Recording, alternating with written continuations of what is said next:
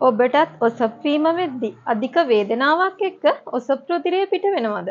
නැත්නම් ඔසප් වීම පටන් ගන්න කලින් ඉඳන් ඔසප් වීම පටන්ගෙන දින කීපයක් යනකම් එදිනෙදා වැඩ කටයුතු කරගන්න බැරි තරම් යටිබඩේ වේදනාව අධිකව තියෙනවද? එහෙනම් ඒ ඔසප් වීම සාමාන්‍ය එකක් වෙන්නේ ඒ ඔසප් වීම වෙනත් රෝගයක් එක්ක සම්බන්ධ වෙලා තියෙන්න පුළුවන්. අද මම කතා කරන්නේ තරුණ සහ මැදි වයසේ පසුවන කාන්තාවන් අතර බහුලව දකින්න ලැබෙන රෝගී තත්වයක් වන එන්ඩෝමෙට්‍රියෝසිස් කියන රෝග තත්වය ගැන. එන්ඩෝමෙට්‍රියෝසිස් කියන්නේ මොකක්ද? මේ රෝග තත්වය ඇති වෙන්නේ කොහොමද? කොහොමද මේ රෝග තත්වය කාන්තාවකට බලපාන්නේ? ඒ වගේම මේ රෝග තත්වය සුව කරගන්නේ කොහොමද කියන කාරණා ගැන අද මම කතා කරනවා. කාන්තාවකගේ ගර්භාෂ බිත්තියේ ඇතුළත ස්තරයට එන්ඩෝමෙට්‍රියම් එක කියලා කියනවා.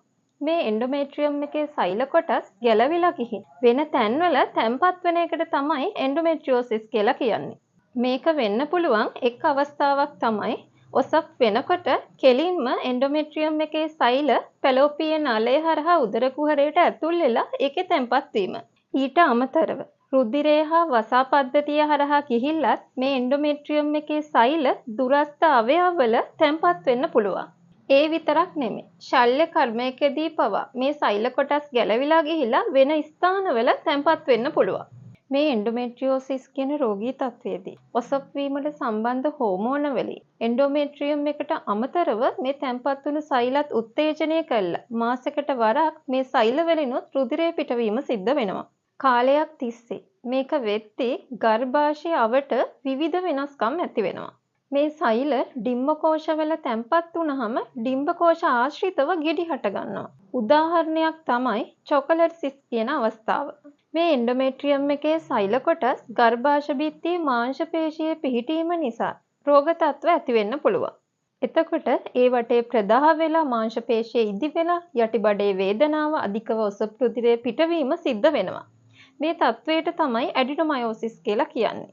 ඒ විතරක් නෙමෙයි. මේ එන්ඩෝමෙට්‍රියෝසිස් කියන රෝග තත්වය උග්‍ර අතට හැරුණාම ගර්භාෂය සමග පැලෝපිය නාල ඩිම්බකෝෂ බඩවැල් පවා ඇලීම සිද්ධ වෙනවා. රෝගී ස්ත්‍රීන් ඇවිල්ලා කියනවා ડોක්ටර් මට මෙන්සස් වෙද්දී ලොකු වේදනාවක් දැනෙනවා. ඒකට මම වේදනානාශක පෙති පාවිච්චි කරනවා. හැබැයි මට ඉස්සරට වඩා වේදනානාශක පෙති බොන්න ඕන. නැත්නම් වේදනාව දරා ගන්න බෑ කියලා. සමහර අය ඇවිල්ලා කියනවා ડોක්ටර් අපේ දුවට මෙන්සස් වෙද්දී ගොඩක් කැක්කුමයි කියලා. එදාට දුව ඉස්කෝලේ යන්නෙත් නෑ කියනවා. හැබැයි අපි ස්කෑන් කළාම නෝමල් කියලා කියනවා. තවත් සමහර රෝගීන් ඇවිල්ලා කියනවා ડોක්ටර් ඉස්සර මට මෙන්සස් වෙද්දී විතරයි වේදනාව දැනුනේ කියලා. දැන් මාසේ පුරාම සැරින් සැරේ යටිබඩේ වේදනාව දැනෙනවා කියනවා. ජීවිතේ නැති කරගන්න තරම් වේදනාවක් දැනෙනවා කියලා තමයි ඔවුන් කියන්නේ. ප්‍රධානම දේ තමයි ඔබට අධිකව ඔසප් වේදනාව තියෙනවා නම් ඒක සාමාන්‍ය තත්වයක් නෙමෙයි. ස්කෑන් එක නෝමල් කියලා ඒ තත්ත්වේ නොසලකා හරින්න බෑ. මොකද එන්ඩෝමෙට්‍රියෝසිස් කියන රෝග තත්වය මුල් අවස්ථාවේදී ස්කෑන් පරීක්ෂණයක් මගින් හඳුනා ගන්න බෑ. මේ තත්වය තවත් උග්‍ර අතට හැරුණට පස්සේ ඇඩිනොමයෝසිස්, චොකලට් සිස්, ඇඩීෂන්ස් වගේ තත්ත්වවලදී තමයි ස්කෑන් පරීක්ෂණයකදී පෙන්눔 කරන්නේ.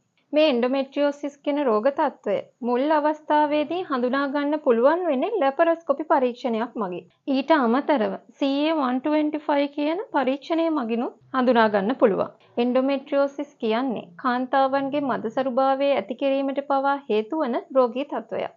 ඔබත් අධික ඔසප් වේදනාවෙන් පීඩා විඳින කෙනෙක් නම් අපගේ ආයුර්වේද ප්‍රතිකාර මධ්‍යස්ථානයේ මගින් ප්‍රතිකාර ලබාගෙන ඒ තත්වය සුව කරගන්න පුළුවන්.